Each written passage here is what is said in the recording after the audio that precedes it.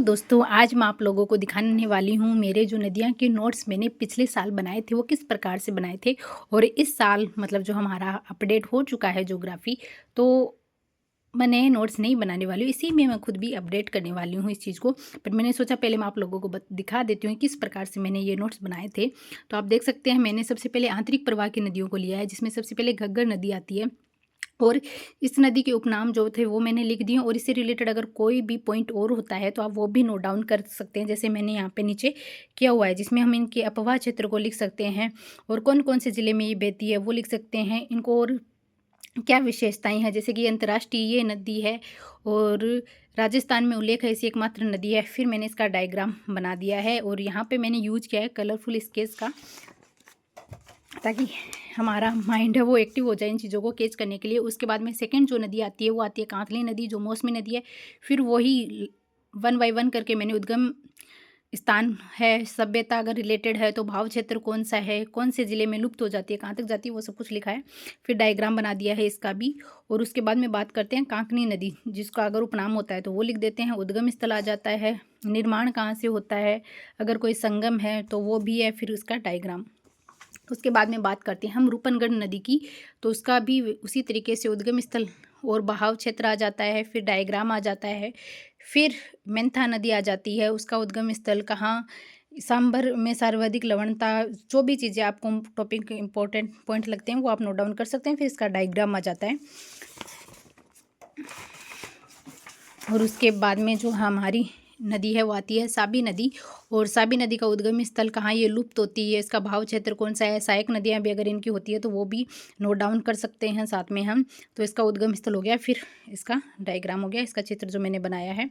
और उसके बाद में आता है रूपारेल नदी, लसवारी नदी, वराह नदी भी कहते हैं, और ये इसका इस प्रकार से डायग्राम बना हुआ है। इसके अंदर इसका उद्गम स्थल आ जाता है, विलुप्त कहाँ होती है, बांध भी अगर कोई बनाए तो वो भी आप नोट डाउन कर सकते हो, उपनाम आपको लिखनी है। फिर अगर कोई और छोटी मोटी नदी आती है वो लिख सकते हैं। खारी नदी के बाद में आती है अरब सागर में जाने वाली नदी, और फिर और जो भी मतलब ऐसी नदियाँ जिनके बारे में ज़्यादा डिटेल्स नहीं है वो भी लिख सकते हैं। इसमें अरब सागर की नदी और बंगाल की खाड़ी की जो नदियाँ उनको आप अलग अलग करके भी लिख सकते हैं। फिर ये जो अरब सागर की जो नदियाँ उनकी जो ट्रिक है वो भी मैंने नोट डाउन की है, साथ में आप देख सकते हैं। और मालू सो जा नहीं तो सांप खा जाएगा, इस में जे माँ से माही नदी आती है, लू से लूनी नदी आती है, सो से सोम नदी, जा से जाखम नदी, सांप से साबरमती नदी, और पै से पश्चिम बनास नदी। फिर ये जो माही नदी उनकी सहायक नदियों की ट्रिक दे रखी है, और उसके बाद में ये लूनी नदी है उनकी सहायक नदियों की ट्रिक है।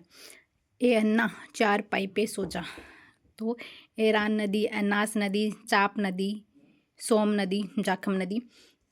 और फिर उनकी भी जो स्पेस है, जगह है उनकी, उनके बारे में, प्लेस है उनके बारे में बता रखा है। और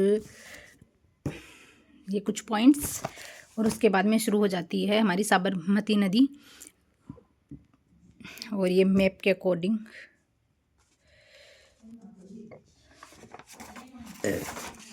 और उसके बाद में आती है ये माही बजाज सागर बांध, हमारा माही नदी का प्रवाह क्षेत्र। फिर इसके बारे में जो डिटेल है वो आ जाती है, और कुछ इस तरीके से इसको रिप्रेजेंट किया है मैंने अपने नोट्स में। मैप के अंदर नोट डाउन करने का मतलब यही होता है, अगर आप इस तरीके से भी, ज़रूरी नहीं है कि वो उसी मैप में करें, आप इस तरीके से अपने हाथों से कच्चा मैप बनाएंगे तो भी आपको ये हेल्प मिल जाएगी, आइडिया हो जाता है वो नदी कहाँ से बह रही है। तो अगर कोई घुमा के भी क्वेश्चन आता है ना तो वो भी हम सॉल्व कर पाते हैं। ये कोई ट्रिक आ जाती है। फिर आती है हमारी लूनी नदी, इधर सुकड़ी नदी के बारे में कुछ बताया हुआ है। फिर आती है हमारी लूनी नदी, और ये देखिए,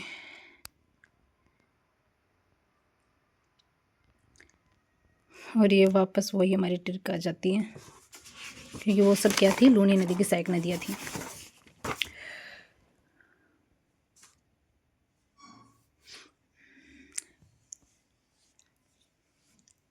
ये हमारी साबरमती नदी है।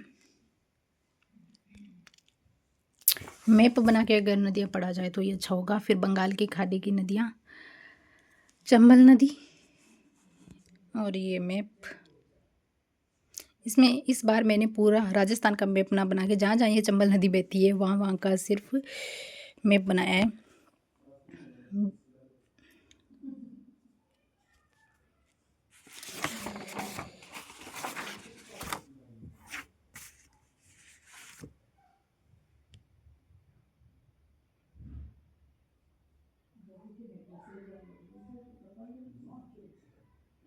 यह है बनास नदी और ये आती है हमारी चंबल नदी। तो कुछ इस प्रकार से थे मेरे ये जो नोट्स थे नदियों को लेकर। आई होप आपको थोड़ा आइडिया मिल जाएगा इससे कि किस तरीके से मेरे नोट्स थे, और मैं जो भी अपडेट होगा वो इसी के अंदर नोट डाउन करूँगी। अलग से नोट्स नहीं बनाने वाली क्योंकि इसमें बहुत कुछ लिखा हुआ है मैं, और नहीं इसी को ही अपडेट करने वाली हूँ। तो आई होप आज का वीडियो आपको अच्छा लगा होगा। अगर पसंद आए तो प्लीज़ चैनल को सब्सक्राइब करना और वीडियो को लाइक कर देना। कमेंट में ज़रूर बताना। Okay, bye bye all of you.